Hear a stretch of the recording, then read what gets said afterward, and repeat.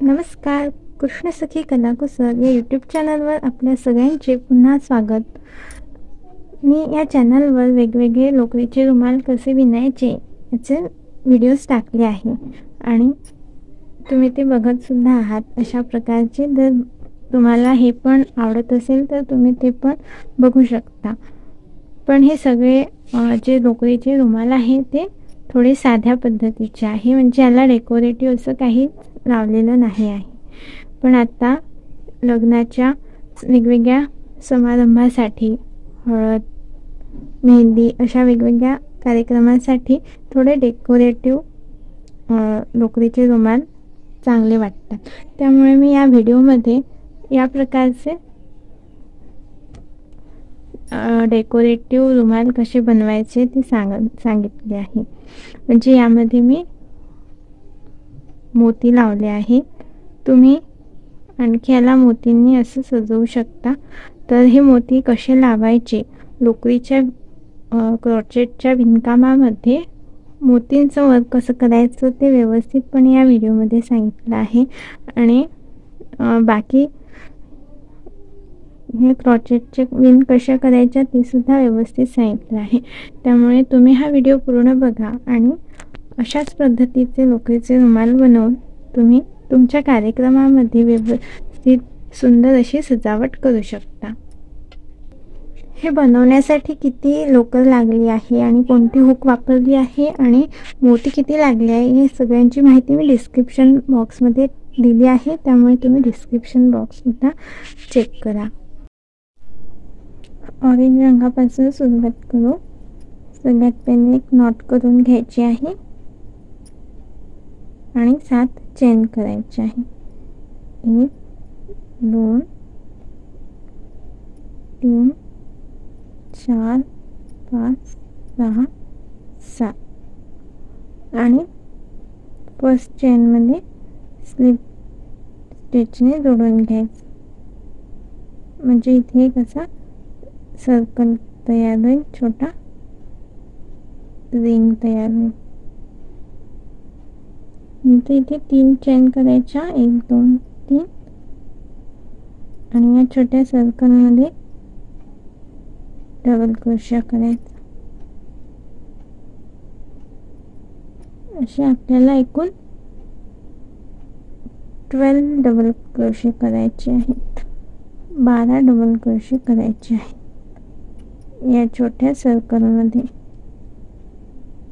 याप्रमाणे वेढा घेऊन त्या खालून हुक काढायची. असे 12 झाल्यावर दाखवते. इथे सुरुवातीला आपण 7 चेन केल्या होत्या आणि त्यामुळे हा रिंग मोठाच झाला आहे. आणि जर 12च डबल क्रोशे केले तर हे थोडं वाटीसारखं होते. त्यामुळे काय करायचं आहे, 16 डबल क्रोशे करायचे. जर आपण सुरुवातीला 5 चेन केल्या असत्या तर मग 12 बरोबर झाल्या असत्या. म्हणजे मग मी आता इथे 16 डबल क्रोशे पूर्ण करून घेतले आहे. पहिल्या ज्या 3 चेन होत्या त्या मिळून एकूण 16. त्यानंतर इथे एक चेन करून हा धागा कापून घ्यायचा आहे. आता या रंगाचा धागा घ्यायचा आहे, कथ्था. स्लिप नॉट, एक नॉट लावून घ्यायची आणि इथे सिंगल क्रोशाने जोडायचं कोणते एका स्टिचमध्ये. इथे 4 चेन करायच्या, 1 2 3 4 आणि पुढची जे अगोदरच्या राऊंडचा डबल क्रोशिया त्याच्यावर 1 डबल क्रोशिया, 1 चेन, पुढच्या डबल क्रोशियावर 1 डबल क्रोशिया, 1 चेन आणि पुढच्या डबल क्रोशियावर 1 डबल क्रोशिया. म्हणजे हा पॅटर्न लक्षात आला असेल. साधाच आहे. 1 चेन करायची आणि नेक्स्ट डबल क्रोशियावर 1 डबल क्रोशिया करायचा. अशा प्रकारे हा पूर्ण करून घेऊ राऊंड. हे बघा, हे पूर्ण झालं आहे. जर इथे पण पुन्हा थोडं अडस वाटत असेल तर इथे आणखी एक एक्स्ट्रा डबल क्रोशा करू शकतो. आता स्लिप स्टिचने जोडून घेतलं. आणखी एक स्लिप स्टिच घ्यायची, म्हणजे आपण त्या प्रॉपर गॅपमध्ये आपला धागा येईल. इथे 3 चेन करून घ्यायच्या आणि याच स्पेसमध्ये अजून दोन डबल क्रोशे करायचे, म्हणजे एकूण हे 3 झाले. 3 चेनचा एक आणि आता हे 2. आता चेन घ्यायची नाही. आता पुढच्या स्पेसमध्ये 3 डबल क्रोशे घ्यायचे. एका गॅपमधून दुसऱ्या गॅपमध्ये जाताना चेन घ्यायची नाही. परत नेक्स्ट गॅपमध्ये असेच 3 डबल क्रोशे करायचे. 2 3. पुढच्या गॅपमध्ये परत 3 डबल क्रोशे, म्हणजे अशी भरीव पिन येईल. तर अशा प्रकारे हा राऊंड पूर्ण करून घेऊ. झाल्यावर दाखवते. अशा प्रकारे हा राऊंड पूर्ण करून झाला. आता आपण इथे स्लिप स्टिचने जोडून घेऊ आणि हा धागा एक चेन घेऊन कापून घेऊ. याच्यानंतर पुन्हा आपल्याला केशरी धागा लावायचा आहे. एक गाठ करून घ्यायची जॉईन करायसाठी. कोणत्या एका स्टिचवर जोडून घ्यायचं सिंगल क्रोशाने. इथे 5 चेन करायच्या. 2 3 4 5. आता इथे हा एक डबल क्रोशा सोडून पुढच्या डबल क्रोशावर एक डबल क्रोशा करायचा. 2 चेन करायच्या. एक स्किप करून त्याच्या पुढच्या डबल क्रोशावर एक डबल क्रोशा. परत 2 चेनची गॅप, म्हणजे 2 चेन करायच्या. एक डबल क्रोशा सोडून पुढच्या डबल क्रोशावर एक डबल क्रोशा. तर या पॅटर्नने हा राऊंड पूर्ण करून घेऊ. एक स्किप करायचं. 2 चेनची गॅप ठेवायची. झाल्यावर दाखवते. अशा प्रकारे पूर्ण झाल्यावर इथे स्लिप स्टिचने जोडून घेऊ आणि 3 चेन करायचे. परत अगोदरच्या राऊंडमध्ये जसं 3 डबल क्रोशे घेतले आहे एका गॅपमध्ये, तसेच या राऊंडसाठी पण 3 डबल क्रोशे घ्यायचे. 3 चेनचा एक आणि हे 2. पुढच्या गॅपमध्ये पण तसेच 3 डबल क्रोशे. एका गॅपमधून दुसऱ्या गॅपमध्ये जाताना चेन घ्यायची नाही आहे. पूर्णपणे हा राऊंड जसा केलाय तसाच हा राऊंड सुद्धा करायचा आहे. 3 चेन प्रत्येक गॅप, 3 डबल क्रोशे प्रत्येक गॅपमध्ये. मधोमध एकाही चेनची गॅप घ्यायची नाही. पूर्णपणे असा हा भरीव राऊंड राहील. तर हा झाल्यावर दाखवते. बघा, हा राऊंड पूर्ण झाला. स्लिप स्टिचने जोडून घेतलं आणि आता एक चेन करून हा धागा कापून ह्या कथ्या रंगाचा धागा लावायचा आहे.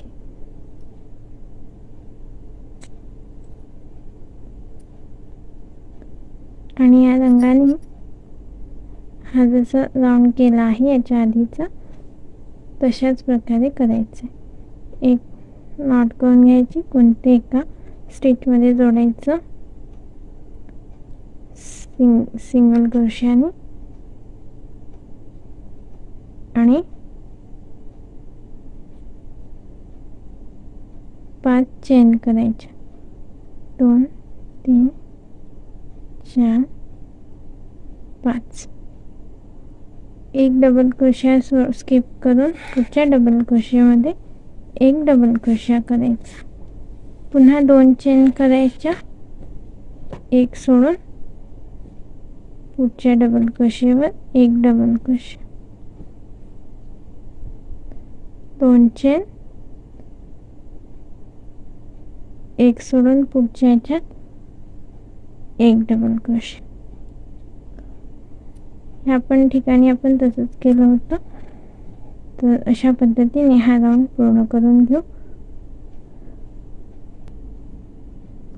हा सुद्धा राऊंड पूर्ण झाला.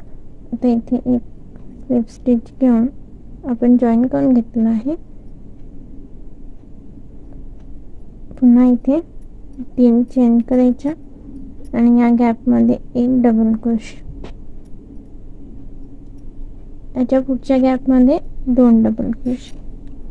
याच्या आधीच्या राऊंडमध्ये आपण प्रत्येक गॅपमध्ये 3 डबल क्रोशिया घेतले होते, पण या राऊंडमध्ये प्रत्येक गॅपमध्ये 2च डबल क्रोशिया घ्यायचे आहे. आणि एका गॅपमधून दुसऱ्या गॅपमध्ये जाताना चेन घ्यायची नाही, म्हणजे अगोदरच्या राऊंड सारखाच आहे, फक्त 2 डबल क्रोशिया आहे. तर अशा प्रकारे हा राऊंड पूर्ण करून घेऊ. हे बघा, हा राऊंड पूर्ण झाला आहे. इथे मी 2-2 करायला सांगितले होते, पण हा थोडा असं होत होतं वाटीसारखं, त्यामुळे मी इथे 3च घेतले आहे. तर तुमचं पण असंच होत असेल तर तुम्ही सुद्धा 2च्या ऐवजी 3च डबल क्रोशिया घेऊ शकता. तर मी इथे स्लिप स्टिचने जॉईन करते आणि एक चेन करून हा धागा कट करून घेते. याच्या पुढच्या राऊंडसाठी मी पुन्हा ऑरेंज रंगाचा धागा घेत आहे. नॉट मारून घेऊन घ्यायची आहे आणि कोणत्याही एका स्टिचमध्ये याला. आता पुढच्या राऊंडसाठी पुन्हा केशरी रंगाचा धागा घ्यायचा आहे. एक गाठ मारून घ्यायची, कोणत्याही एका स्टिचमध्ये याला जोडायचं सिंगल क्रोशियाने. 5 चेन करून घ्यायच्या, 3 4 5, आणि एक डबल क्रोशिया सोडून पुढच्या डबल क्रोशियावर एक डबल क्रोशिया.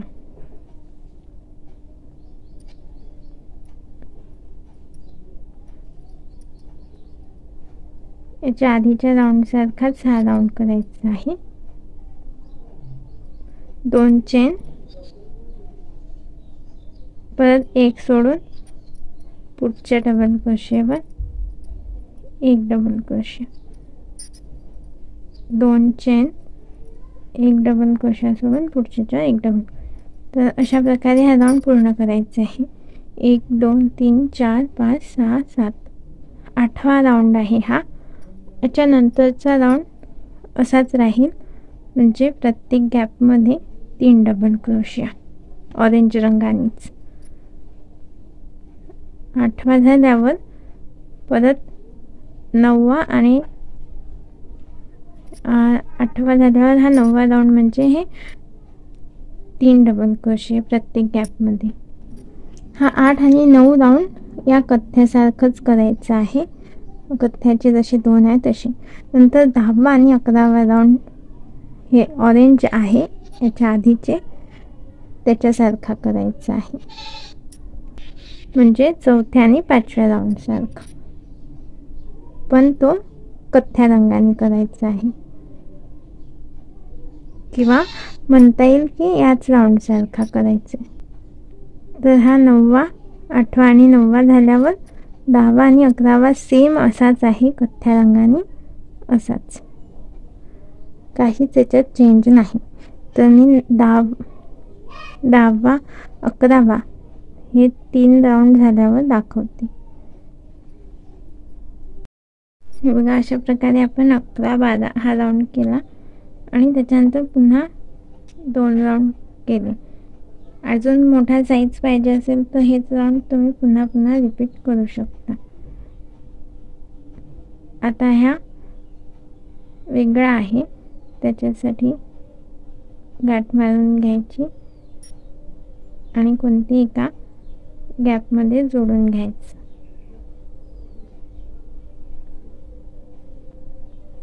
सिंगल क्रोशाने इथे 5 चेन करायच्या. 1 2 3 4 5 आणि 2 डबल क्रोशे सोडून तिसऱ्या डबल क्रोशामध्ये जोडायचं. म्हणजे अशी एक साखळी तयार होईल. परत 5 चेन करायच्या. 2 4 5 2 डबल क्रोशे सोडून तिसऱ्या डबल क्रोशेवर सिंगल क्रोशाने जोडायचं. तर अशा पद्धतीने 5 चेन करून 2 स्किप करून थर्ड डबल क्रोशेवर हे जोडून हा राऊंड पूर्ण करून घ्यायचा. हे बघा, अशा प्रकारे हा राऊंड पूर्ण करून झाला आहे आणि मी ते जोडून घेतलं. परत एक स्लिप स्टिच करायची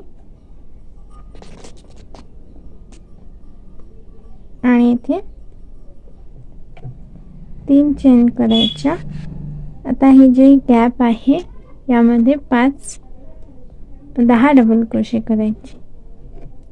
सेम स्पेस मध्ये 2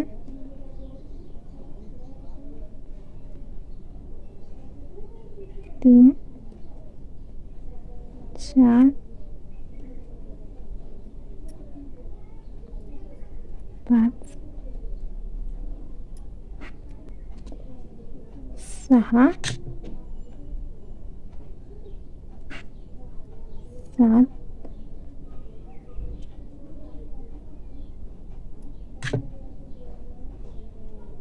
8 9 10. आता हे 10 डबल क्रोशे झाल्यावर पुढची जी गॅप आहे तिथे सिंगल क्रोशाने जोडून घ्यायचं. जसा पाकळीसारखा आकार तयार होईल. परत पुढची जी गॅप आहे तिथे असेच 10 डबल क्रोशे करायचे आहे. बघा, पुढच्या गॅपमध्ये पण 10 डबल क्रोशे करून घेतले. आता त्याच्या समोरची जी गॅप आहे तिथे सिंगल क्रोशाने जोडून घ्यायचं आणि याच्या पुढच्या याच्यात 10 डबल क्रोशे करायचे. म्हणजे एका याच्यात 10 डबल क्रोशे, नंतर पुढच्या याच्यात सिंगल क्रोशाने जोडायचं. परत पुढच्या याच्यात 10 डबल क्रोशे, त्याच्या पुढच्या याच्यात जोडायचं. एका याच्यात जोडायचं, एका याच्यात 10 डबल क्रोशे करायचे. तर असं करून हा राऊंड पूर्ण करून घ्यायचा आहे आणि हा आपला शेवटचा राऊंड आहे. यानंतर ही थालपूस किंवा हा लोकरीचा रुमाल पूर्ण होईल. अशा प्रकारे हे पूर्ण झालं आहे. पण याला आणखीन सुंदर बनवण्यासाठी, डेकोरेटिव्ह बनवण्यासाठी मी याला असे पिवळ्या रंगाचे मोती लावत आहे. म्हणजे लग्न समारंभ, घरातले कोणतेही कार्यक्रमामध्ये हे ठेवायला खूप छान वाटेल.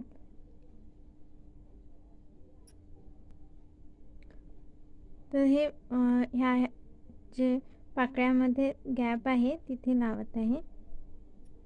मागून सुई ओढून घेऊ आणि नंतर एक एक मोती टाकत जायचे आहे. मोती शिवून घेतल्यामुळे ते निघणार नाही. नंतर इथे असं होऊन हा मधोमध राहील. पुन्हा हा धागा मागच्या साईडने आणायचा आणि दुसरा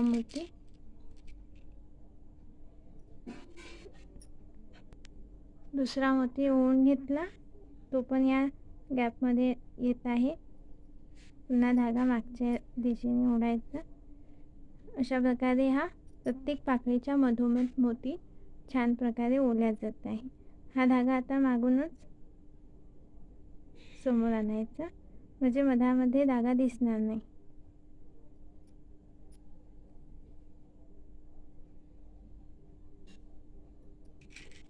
अशा प्रकारे हे मोती लावून घ्यायचे आहे. तुम्हाला जर हे साधंच ठेवायचं असेल तर साधंही ठेवू शकता.